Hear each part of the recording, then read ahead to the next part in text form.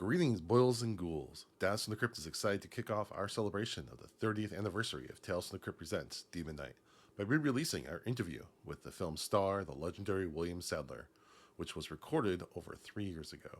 Enjoy the frightful fun and stay tuned for more Demon Night content.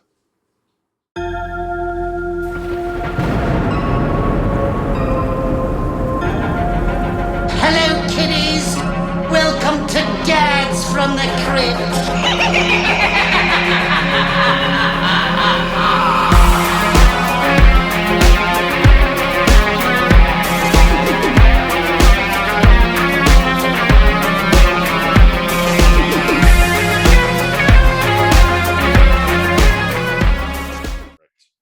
Hello, boys and ghouls. Welcome to a very special interview episode of Dads from the Crypt. Today, we are having a very special guest. He is the man who was Death in 2 Tales from the Crypt episodes, and he was also Death in 2 most excellent Bill and Ted movies. He is William Sadler. Hi, guys. Hey, how you doing? I'm good. I'm fighting a little cold, but I'm doing well. Thank you. Good. Okay. We're So excited to talk to you today. yeah, we're really excited. Thank you so much for coming on. We really appreciate it. Oh, my pleasure. My pleasure. So we like to start off with some background. So growing up, what were your artistic influences, movies, music, etc.? I think my earliest, I think the movies that got me the most excited about movies were the early James Bond films. Back in, I guess I was just coming of age when Sean Connery was beating the crap out of Robert Shaw in, From Russia with Love. And I read the books, I saw the movies, all you had to do was play that music, that and my heart started racing. So I'd seen a lot of movies before that, but I for some reason those I just got caught up in the excitement of those films. Mm-hmm. Do you have a favorite Bond movie? Dr. No, I think. Yeah. I have, although I'm really enjoying the Daniel Craig Bond. I thought when he came back, when he took over the franchise, I thought it was, it just was an injection of the old. That's the Bond that I remember from the novels. Yeah. He fights dirty. If you cut him, he bleeds. Mm-hmm. He doesn't. It wasn't all Hollywooded up. There's nothing personal, Roger Moore, but I'm a big fan of the Daniel Craig, Yeah. Do you bare knuckle. It doesn't always go well for the man. Right. Do you have a favorite of the new ones, so the Daniel Craig ones, a preference? Oh, goodness sakes! Casino Royale, I think, is that's great. Is just an outstanding piece of work. Are you excited for the new one? Yes. I've seen the ads for it already. I'm like, I saw it's going to be like 2 hours and like 40 minutes, something like that. Really? Yeah, it's going to be really long. We keep getting longer, I find. I don't know if a movie's good though. I don't really want it to end, so I'm okay with that. Yeah, more. Yeah, I feel the same way. I think how long does it take to tell the story? If I'm caught up in the story, don't you dare end it. Yeah. Don't cut it off because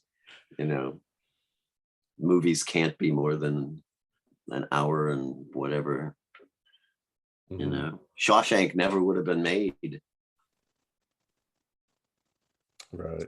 I forget how long that one is. I don't off the top of my head, but yeah, it's a little on the longer side. It's a little. Yeah. Now, growing up, did you read EC Comics? Mm-hmm.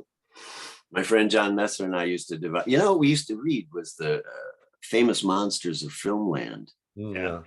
We had every issue of those, and we just devoured them more than the comic books. Even those early Famous Monster magazines were just I don't know. I grew up on a farm outside of Buffalo.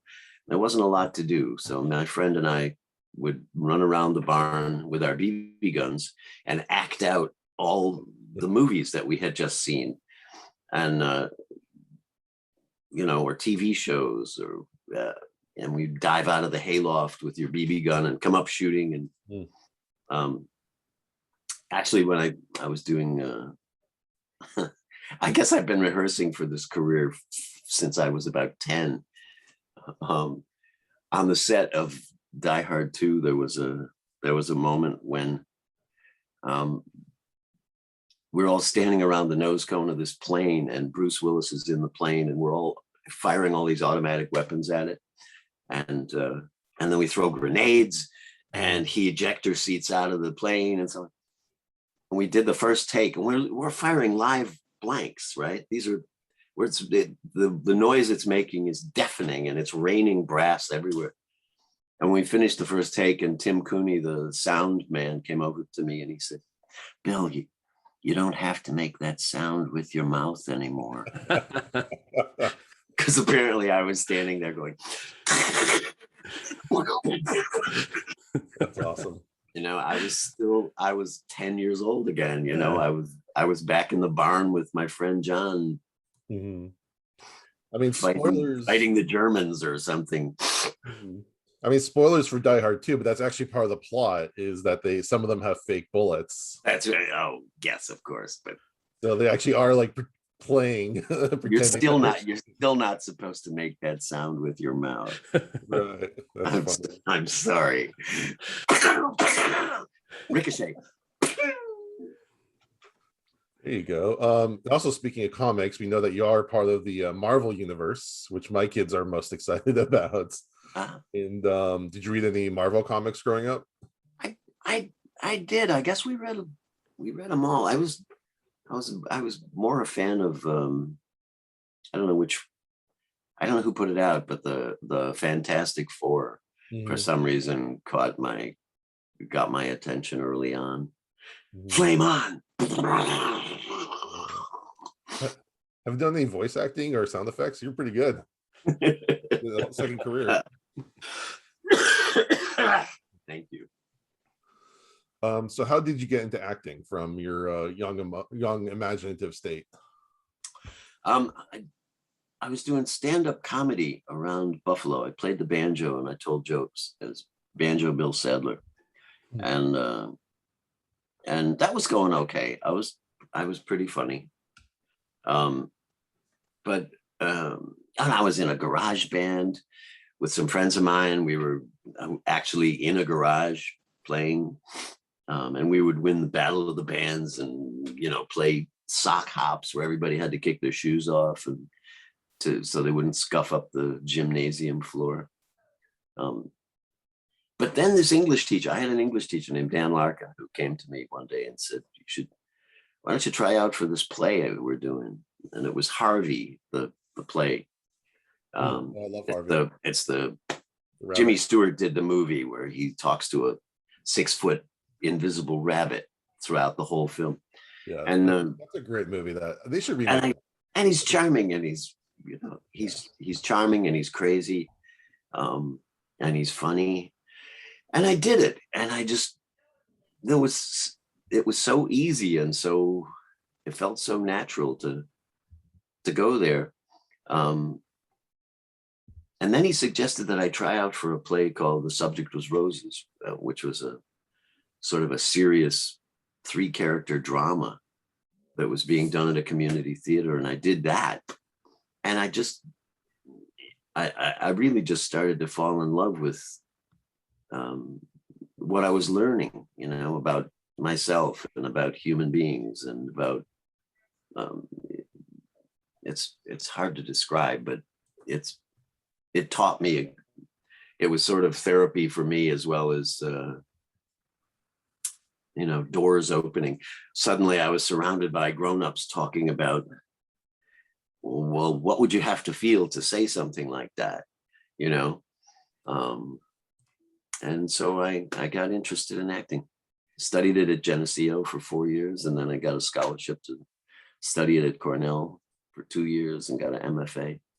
And then 11 years of theater in New York and Broadway and theater before I did my first movie. And that was really my basic training. I mean, I suggest to young actors all the time, don't, do some theater, get some theater training, get used to showing up on time with all your words. And,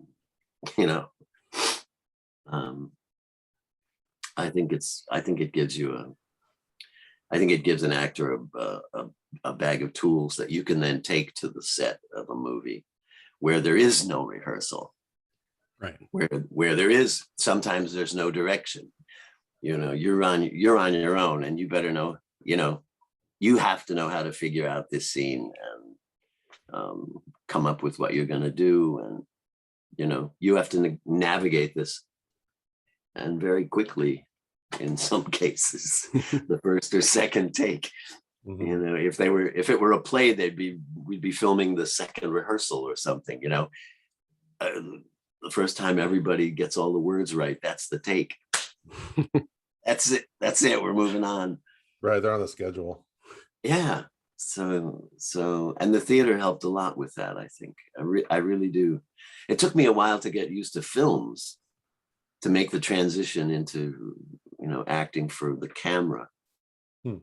But once I had kind of mastered that, it was, and the theater training kicked back in. Mm-hmm. It seems like the theater would be a great place to kind of hone your craft, because you get that live feedback of the audience right there. Oh, exactly. And for actors, you're carrying, if there's going to be any magic that night, you and your fellow actors are going to cook it up 8 times a week. Yeah. Whether you have a headache or not, whether you've had a fight with your wife or not, whether, people have been on Broadway, people have paid $200 to see the play that they read about 6 months ago. You got to produce, you just have on, when the curtain goes up, it's no one can yell cut. We can't go back to, call for a line. It's a great, there are a lot of muscles that actors get to use in the theater that they don't, you don't get to use in films. So tell us about how you got your first Tales from the Crypt gig. Oh, it's funny you should ask. I actually was, I don't know if you know the episode, there's a cop at the end who arrests Talbot. Mm-hmm. The character I played was Talbot. There's a cop at the end who comes in and says, "Mr. Talbot, you have the right to remain silent. Anything you say can be used." That was the role I went in to read for. Oh. With Karen Ray, the casting woman at Silver Pictures, Joel Silver's studio. And I finished, and I read it, I read it. "Mr. Talbot, blah, blah, blah, blah." And then I said, "What's up with the role of Talbot?" And she said, they need a star. They're looking for a name for that, so, and I didn't have a name. And so I said, who did they want? They wanted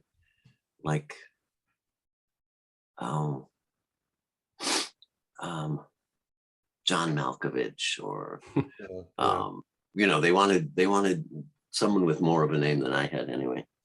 And so I said, "Oh," and I left. And I got halfway across the parking lot and she stuck her head out the window and said, "No, come back."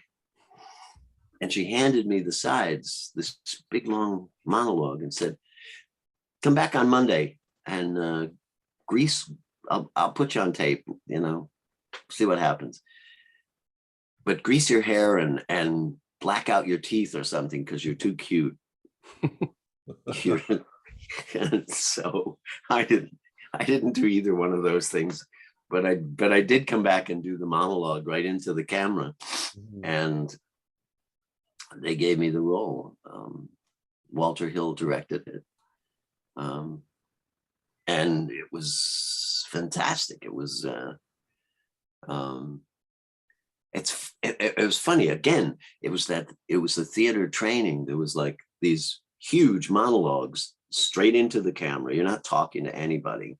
You're imagining someone. But and Walter would sit there and write. He liked this character that I had come up with for Talbot. And he would sit there and write new monologues for him to do and hand them to me when I came to work. And I'd read them and he'd say, "That's great. We're going to shoot it in 20 minutes." And so much for rehearsal. And so it went. We shot for a week. They paid me $1,700, I think, to do it. And the interesting thing was it launched that series. It was the very first episode of that series. But I worked with Walter again on Trespass. One of the writers on the show was Frank Darabont, who came up to me on the set and said, I'm going to do this movie called Rita Hayworth and Shawshank Redemption. Oh, wow. And I'd like you to be in it. And well, who else was involved in this thing? Dick Donner and Zemeckis was in it. I did, I ended up doing Joel Silver's next movie was Die Hard 2. Oh, and I was cast. I was cast as the villain in Die Hard 2. But it all came out of that one. That episode of Tales from the Crypt was like this enormous audition for all of these people for all of these jobs. It's fun to look back at that moment when I said, "What's up with the role of Talbot?" Because I left. I left the building. She didn't have to say, "Come on, we'll put you on tape. We'll give it a try." But she did. And I can point to like almost everything else in my career. Demon Knight happened as a result of that. Shawshank, The Green Mile, the Mist, all of this stuff that just tumbled out afterwards. So thank you, Karen Ray, wherever you are. We're really big fans of that episode. It's such a great way to start off the series. It just hits the tone perfectly. And your character, it's the protagonist, but also the antagonist. It's kind of our guide through it all, and it really kind of sets the tone. It's a great showcase for a lot of your talents of bringing some menace, but also some warmth, a little humor. Some dark humor. No, it was sort of tailor-made. It was a great episode for me. And Walter was fantastic. I didn't have a lot of experience in front of a camera at that point, and Walter was just terrific about you can pull it back, just pull it back a hair, or go for it, like whether they're going to execute me, just go ass over teacups, just kick and scream and go nuts. And and he's funny. He's not a big one for "That's great, you were wonderful in that scene." He's what you hear is, "All right, we're on the wrong set, let's go." And it's like, you're laying there with your lungs out on the floor. And but Walter was terrific. I learned a lot from him. All right, so here's a question for you. If you were on death row, what would your last meal be? Oh, wow. My last meal. Well, it wouldn't be health food, would it? No point at that point. No, I guess I'd probably have a big old steak and maybe some potatoes fried in duck fat, and Mm. I don't know. What a terrible thing to ask someone. Do you have a favorite cut of steak? Cheesecake. I'd get some cheesecake There too. you go. Can I get some cheesecake? Oh, sure. You can have as much as you want. I have to watch my figure. Oh wait, I don't. I'm gonna die tomorrow. That's right.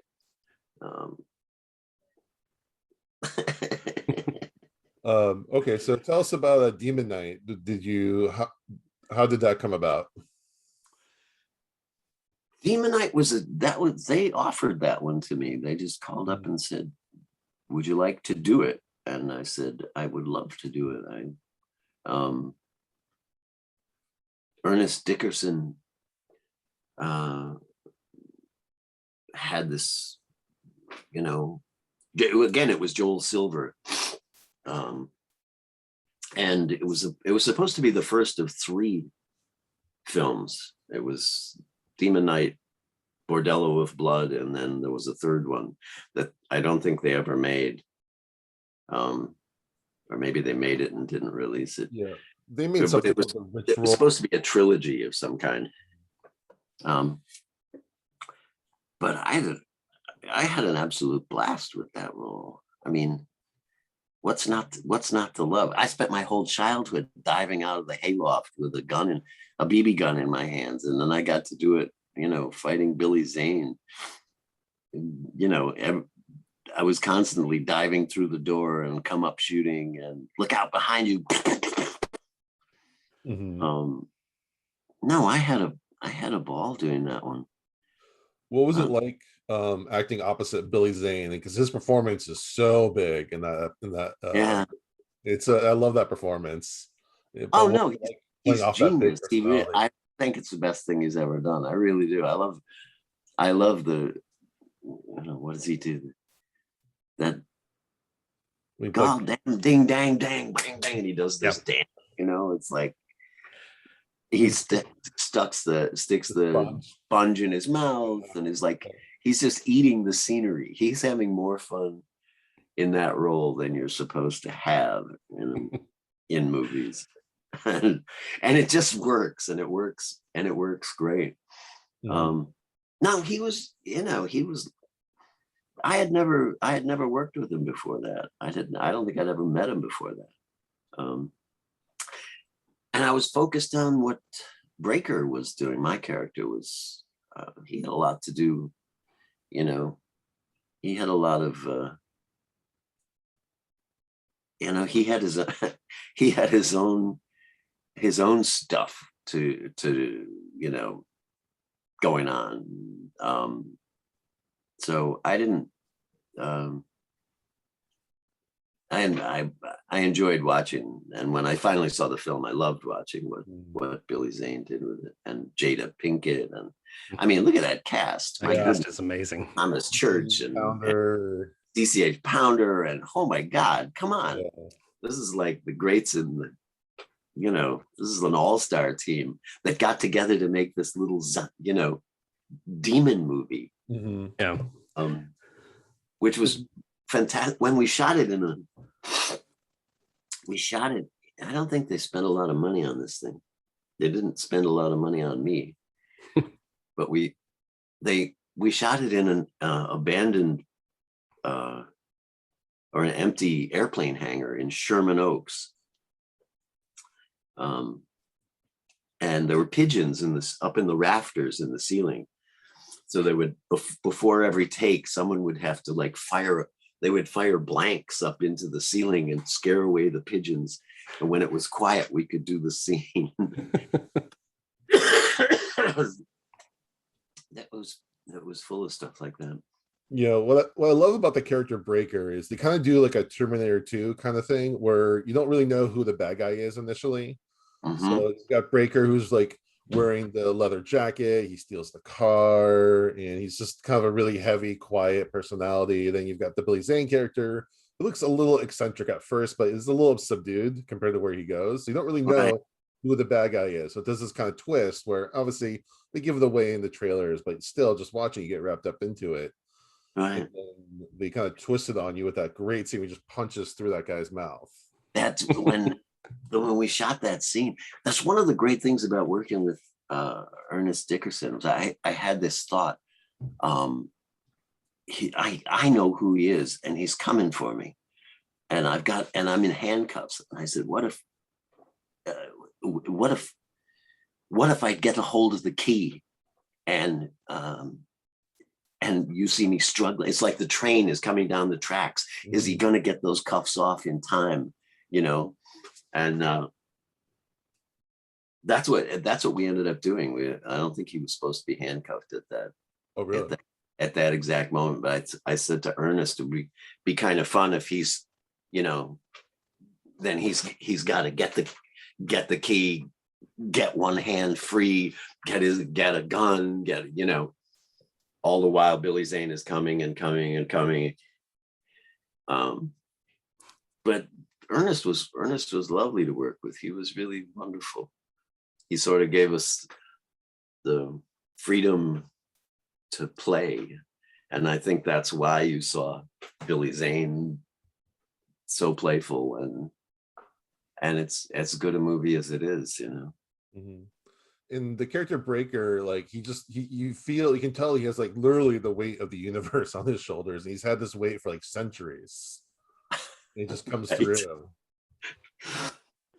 Think about the mythology. That's why things I love is the mythology of that movie. You think about like all the other times that Breakers had to deal with this. That little sequence, when we're all up at the top of the stairs and they say, "Tell us what the hell is going on," and Breaker decides to, okay, here it is. Here's the story. That monologue, the mythology of it, I helped with the rewriting of it, because I had to keep making it make sense for me, for Breakers. It had to make sense, and it didn't quite at first. And I actually got an angry phone call from Joel Silver on the set about, you're an actor, we've set the script is set. You can't dick around with the script, but it didn't make sense. And that, and it's sort of like, this is the heart of the movie. That's why I have to do this. That's why she has to become the next Demon Knight, So yeah, without that and I also added that little thing at the end where I thought to Ernest, it'd be great if he goes through this whole thing and then says, "Feel better," and we just cut back to them and they're all like, "Oh." I just made this connection. That scene is really the Jaws scene where Quint tells his story about the USS Indianapolis. Yeah, exactly. That's the scene where you understand this isn't just a couple demons. This is centuries. Exactly. This is the weight. This is what he's been carrying for centuries, at least since World War I or something. Right. And I've always wanted them to do like a comic book or a book kind of exploring the whole history of all that. Like there's so much that could be mined. I love that. The whole image of it, the tattoo of stars on his hand that move, the idea that when they align, something is going to happen, and he's the only one who understands it when he first sees it at the beginning of the movie. That his time has come to hand it off, No, it's a really fun movie. I was surprised. I don't think it did great at the box office. I'm not sure. I saw it in the movie theaters. And it, it kind of came and went, and then years went by and I never heard of it. And then it seems to have been rediscovered as this sort of, yes, my generation, we passed it around like we were too young to go see it, so we passed around like bootleg VHS copies. So that's how we saw it. Oh, really? Yeah, and they just recently did like a special edition Blu-ray release. Sweet. That was like an immediate purchase for me. As soon as I saw that, I just clicked pre-order the second I could. It's a really great looking Blu-ray. it's a good film. I loved working with those people. And like I said, it was done for $1.98 in a airplane hangar in Sherman Oaks, you know. But we all came to play, and Ernest was a great, you know, he just created this great atmosphere on the set. You can tell when people are having fun in the movie. It really translates enthusiasm. Yeah, it comes across, doesn't it? It's yeah. I've always liked that film. So did you watch the show much after your amazing debut? I didn't. I actually didn't have HBO for a while. He used to have to. It cost more. No, but it was fun to be in that first batch, and then watch the, you know, see the actors there, because it was like everybody wanted to get, you know, everybody in LA wanted to do one of those things. Yeah, it seemed like everyone on the show is either up and coming actor or an established actor that wanted to play against role or against type. Yeah, well, they were great. They were great stories. You know, they're all grisly, you know, scary stories. I guess it's sort of a secret passion for every actor wants to do that. What were the other two? The other two were the movies were Bordello Blood. No, in that first batch of 3, when we did The Man Who Was Death was the first one, and then Joe Pantaleone in Dig That Cat, He's Real Gone. That's right. And then the Christmas one. one. It's outrageous. It's just outrageous. It's like, no, you don't get to do stuff like that. You know, it's just really fun. So, and then All Through the House. That's the second one. That's right. Yeah, I got a little Christmas. That's right. What do you feel is the legacy of the show at this point? Oh my goodness. I don't really know. I like that people are discovering it or rediscovering it, that it's coming, that it's being kept alive, and joy, you know, new generations are discovering it and having fun with it. I don't know where you take it from here. I had more fun than you're supposed to have doing this thing. I really did. It launched in a very real way.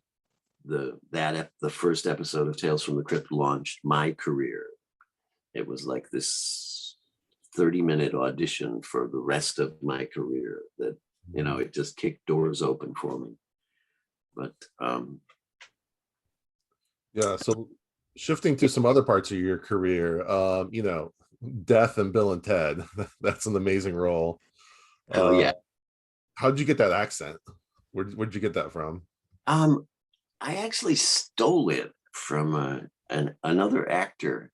There was a Czechoslovakian actor that I did a play with in New York at the Shakespeare Festival. His name was Jan Triskin, and he was from Czechoslovakia, but everything was like that. And I was like, he could read the phone book, and I would start giggling, you know, because was not everything was the wrong way. And I did it at the audition for the Grim Reaper. And again, same casting woman, Karen Ray, was casting that for Orion Pictures. So thank you again, Karen.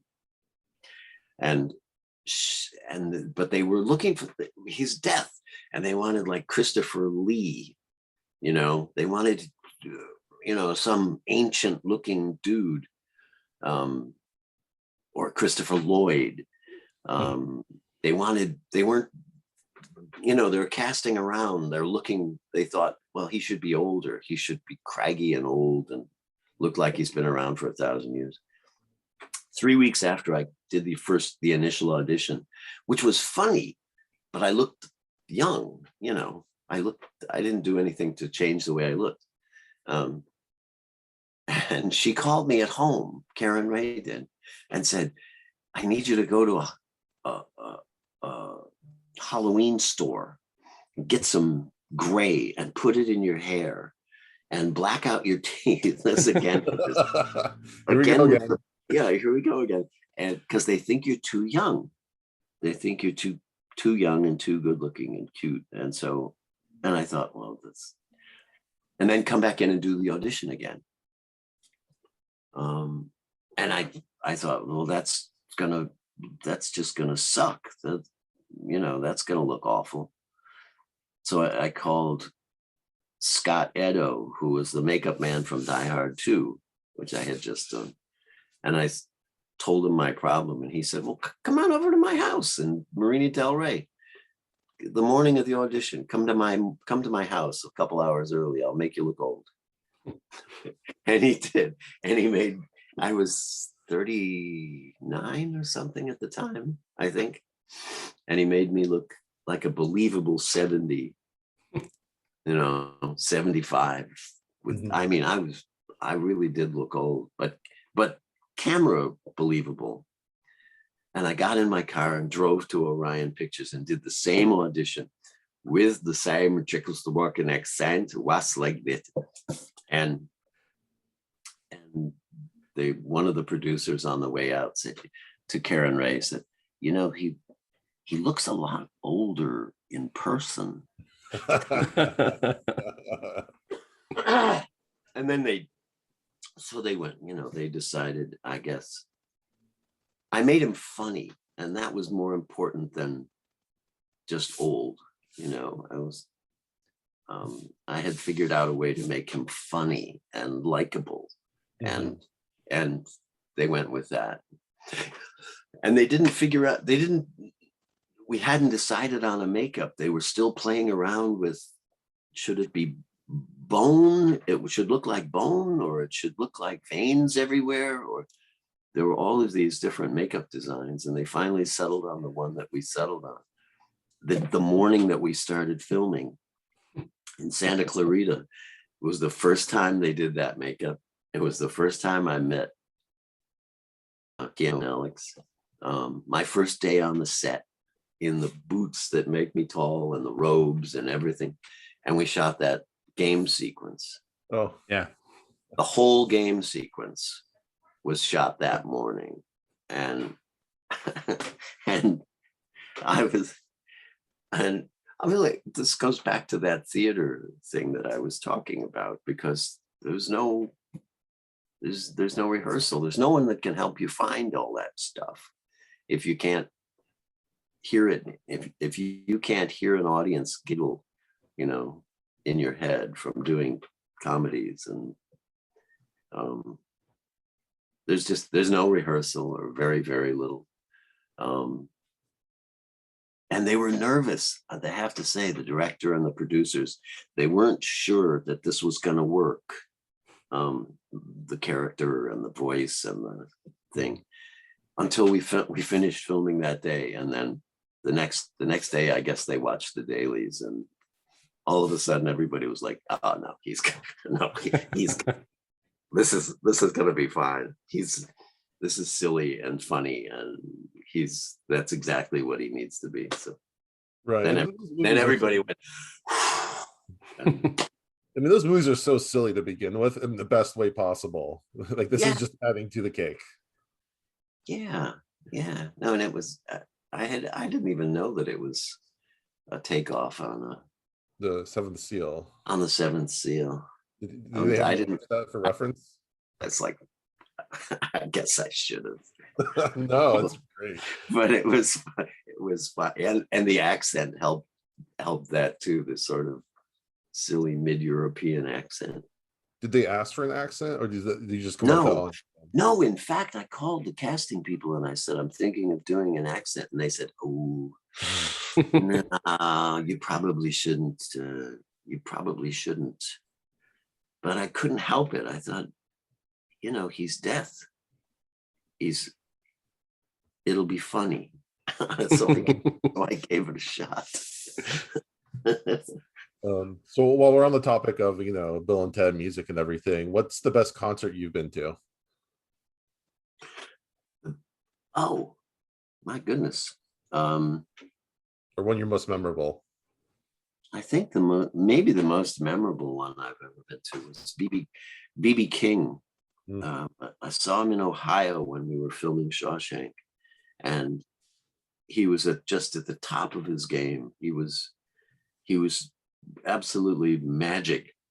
He played with the band, and then he sent the band off stage, and he sat in a chair at the edge of the stage with Lucille in his lap, and he did like a couple of songs all by himself, and then went up. It was just great. It was beautiful, and we went backstage and said hello to him, and it was a kind of a magical night. You know, I felt I've always been a blues fan. Mm-hmm. And did that help with your bass playing in the movies? No, I don't know if that helped with it. I was like, it was all those years in the garage band that probably helped with that. I guess I've always been trying to get on stage somehow. I was in a folk band first, and then a garage band, and then stand-up comedy, and then finally acting. So let's talk about a different kind of band. If speaking of Shawshank, if you were in a prison, what contraband would you want to get smuggled in? Oh, probably a little doobie. I mean, my goodness, you got to spend how do you pass the time? Yeah, probably something that alters your mental state, you know. I can't imagine being locked. When we were filming, we filmed in an actual prison that had just closed down in Mansfield, Ohio. And I would go and sit in one of the cells, one of the actual cells.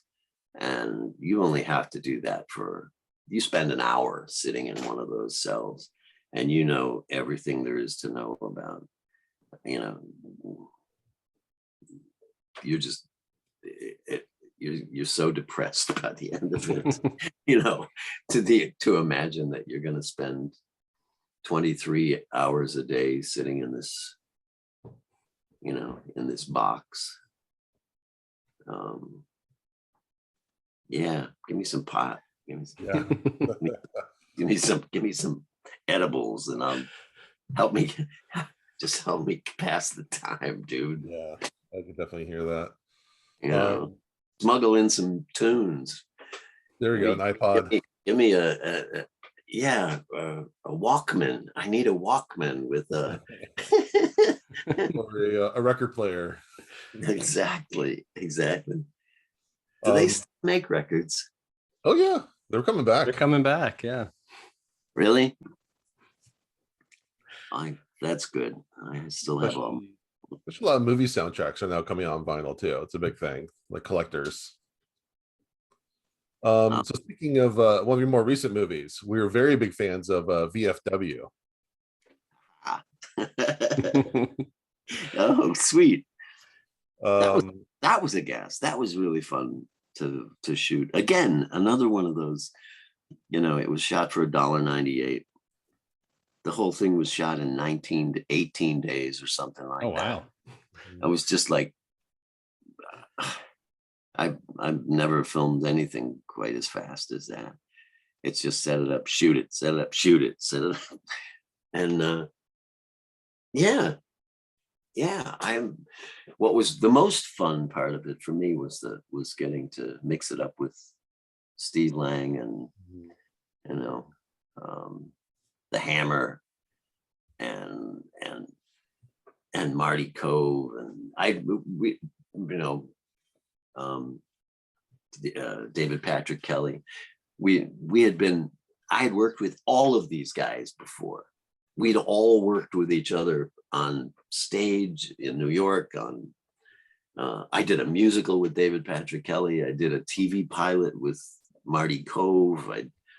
I did the first movie I ever did, Project X. Steve Lang was in it. I did Shakespeare in the Park with Steve Lang. Oh, wow. So by the, they threw us together as vets who knew each other and loved each other. The chemistry was instant, and it was automatic, and it was there was just a wonderful sort of camaraderie. Yeah, I was gonna say that's another movie where like you instantly tell these guys are having a blast. Oh, right. We're making stuff. We're making shit up. We're making up lines, and I was back in the barn again. Diving out of the hayloft. Yeah, that's the best.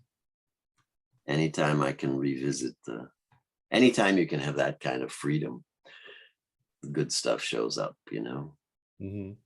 I was doing some YouTube, just going around and then just seeing what came up under your name, and I saw you did a pilot for what looked like some sort of wartime anthology series called Two Fisted Tales. Oh, And you were kind of the Crypt Keeper type, the intro man.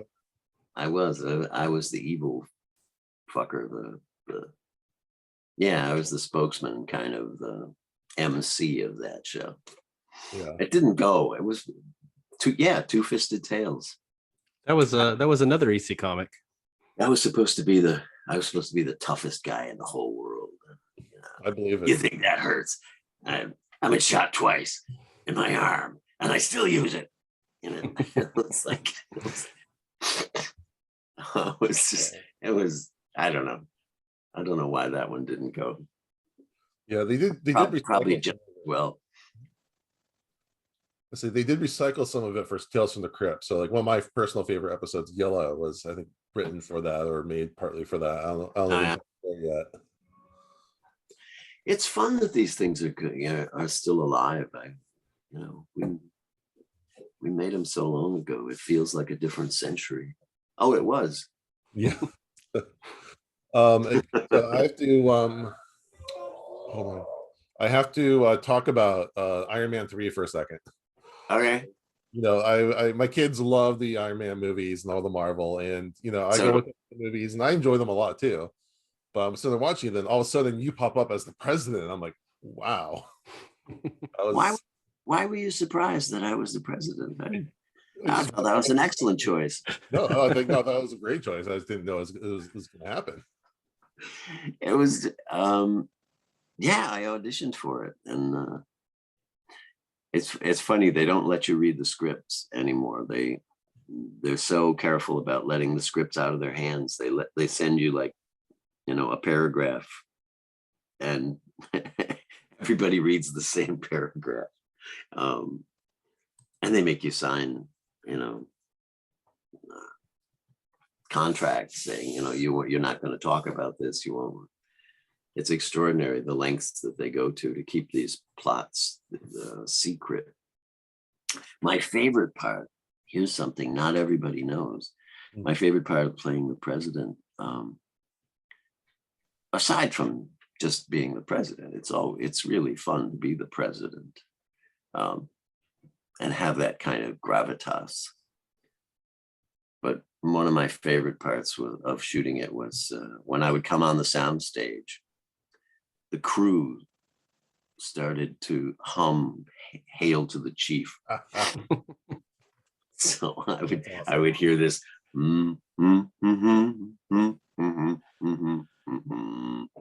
every time I came on the set. It was like it was this great tip of the hat, that was good fun. Yeah, do you keep up with the Marvel movies, or you watched them before? The Iron Man movies especially. I was already a huge fan of I think the first Iron Man movie was just extraordinary. I thought it was every bit as good as any movie I've ever seen. It was just wonderful. And so by the time they asked me to be a part of that franchise, I was like, I was thrilled.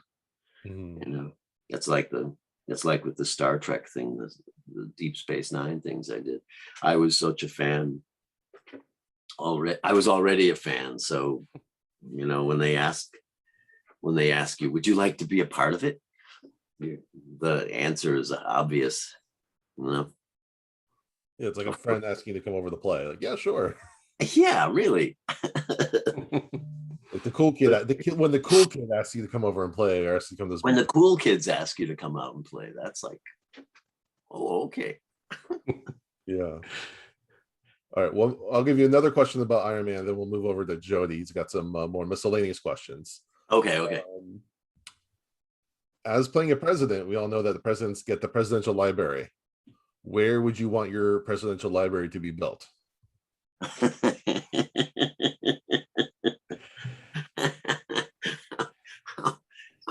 Oh, I guess they should build it in my hometown of Orchard Park, New York. That would be great. That's where I was born and raised. That's where the farm was. That's where that barn that I grew up in was. Yeah, that's where my library would be. Right next to the Bills Stadium. There you go. That's a little too fitting. Are you a big Bills fan? I don't follow them terribly closely. I don't. I like baseball more than, and I'm loving the Olympics. By the way, right now, I'm just having a ball watching these young athletes. It's extraordinary. Mm-hmm. You just sit there, your jaw's just like in awe of like, how do they do this? Oh my God! It's stunning. It's really stunning, and the commitment and the training and the endless training that gets them there is extraordinary. And then you catch COVID and you're out of the games, or you get hurt, and that's the end of your Olympic dreams. And there's so much drama involved. Jody? Yeah. So we our podcast name is Dads from the Crypt. And so part of what we do is some dad advice every week. Where like on the episode The Man That Was Death, we talked about making sure you always cut off your breaker before you do electrical work. So what's some good dad advice you've received or given sometime? Good dad advice? We have a daughter. My wife and I have a daughter who's 30 something now. She's early 30s. And I think the most fun thing, the only advice I would offer is be there for them and share what you love. Share the things that you love, the music that you grew up with. Don't hold back on that stuff, because what happened with her was I would say, have you heard this? Have you heard, Steppenwolf, get your motor running, dude, and then she would say, no, that's great. Have you heard, and she would play, something that I hadn't heard. And it became this conversation that went above and beyond dads and daughters. It was, it was like, this is who we are. This is your passion. This is the stuff that, grabs your heart and makes you, makes you feel amazing. How do they do that? And I play guitar and sing and write songs, and so does she. And neither one of us do it for a living, but it's been a huge part of our relationship, music. To this day, I'll see something on YouTube and I'll send it over to her and say, check out this, this guitar player. Anyway, that's, is that dad advice? Oh, absolutely. I think that's one of my favorite things to do is to share the things I love with my kids and let them share back with me. It's so much fun. Yeah. Yeah. You can do the same thing with movies, so that it's long. Absolutely. We do longer. That. Songs are like 3 minutes long, movies are a couple hours. But we have movie nights, I pick one, then she picks one. Right now we can't stop laughing at the Three Stooges movie that came in a few years back. Is like we just get laughing and can't stop. That's good fun.